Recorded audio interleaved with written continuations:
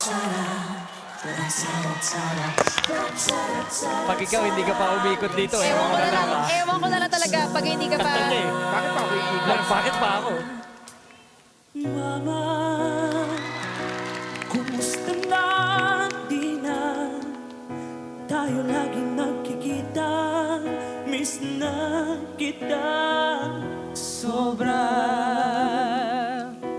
Lagi na lang kami ang nauuna. Di ba pwedeng ikaw muna? Akin ang pangamba.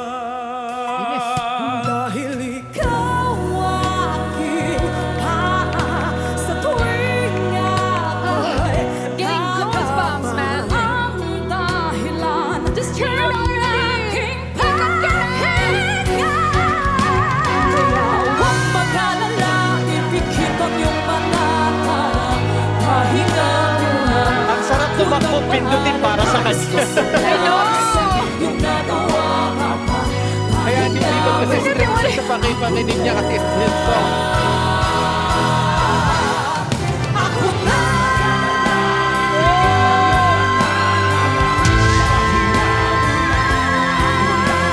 Labis pa sa labis ang iyong nagawa. Pahinga mo na. Ako na.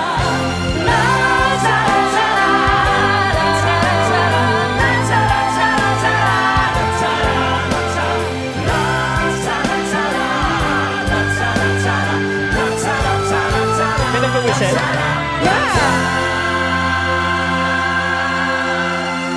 Oh my God, what that? May pumihito, eh, no? Ipikit ang iyong mata, mapa. Pahinga mo na. Ako na. I just needed to... Ako, alam ko, sabi ko hindi na ito si Stel, pero I just needed to show them that it was worth in, na isang... Hindi sana umikot na rin ako. Wow. Gusto ko lang pakita na nagalingan talaga ako. Ano pong pangalan ng group po? We are the Luntayo family po. Ako po si Rans, pang-anim po sa magkakapatid. Ako naman po si Rods, pang-pito sa magkakapatid. Ako naman po si Jessa, pang-walo po sa magkakapatid. Ako naman po si Renzo, pang-siyam sa magkakapatid. Ako naman po si Remy, pang-sampu sa magkakapatid. Ako naman po si Ricey, anak po ako ng pangalawang kapatid nila. Ako po si Stel at ako po ay magiging isa nyo ng kapatid. Kami pang Luntayo family. Isa po kaming pamilyang mga awit. At lahat naman po kami magagaling. Iba-iba lang po yung genre po namin. Kami magkakapatid, di may iwasan nag-aaway kami minsan. Mga 1 month kami hindi nagbabate. Tapos pagka alam namin na may mga singing contest, nagaya sa amin. Pag nagkita-kita po kami parang yung ano naman, bati na naman kami ulit. Nawawala yung mga away at napapalitan ng saya.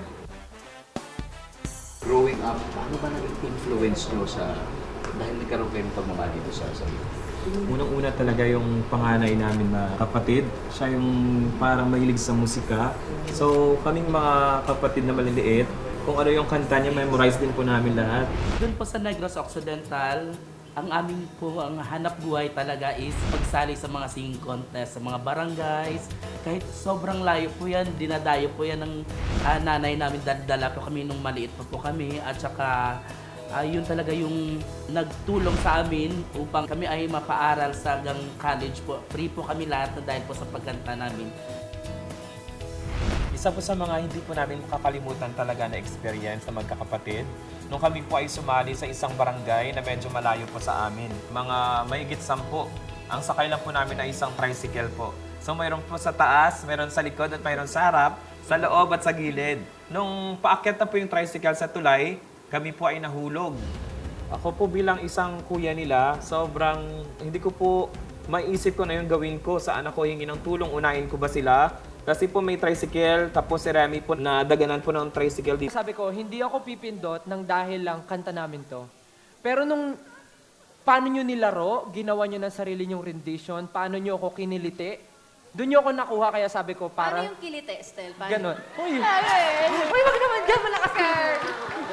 Pero nung nakiliti niyo ako, like, sobrang totoo po, sabi ko, hindi, deserve niyo yung buton na to, kaya pinindot ko. So, obviously, Luntayo family, you have a choice to make. Sinong coach ang pipiliin nyo?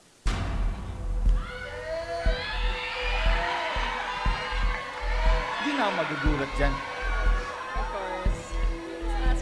Sa totoo lang po, pinag-pray talaga namin na kasi halos lahat po kami dito, iba-iba po talaga yung gusto. As in po kayong apat po talaga ay nandito po talaga sa pagbobotahan namin. So, pinag-pray na lang po namin na kung sino po yung unang-unang umikot. Let's go! Ayan, yun po talaga yung pipiliin namin. And syempre po, ang pipiliin po namin ay walang iba kundi si Coach Tel! Congratulations po. Pwede mo magpahag?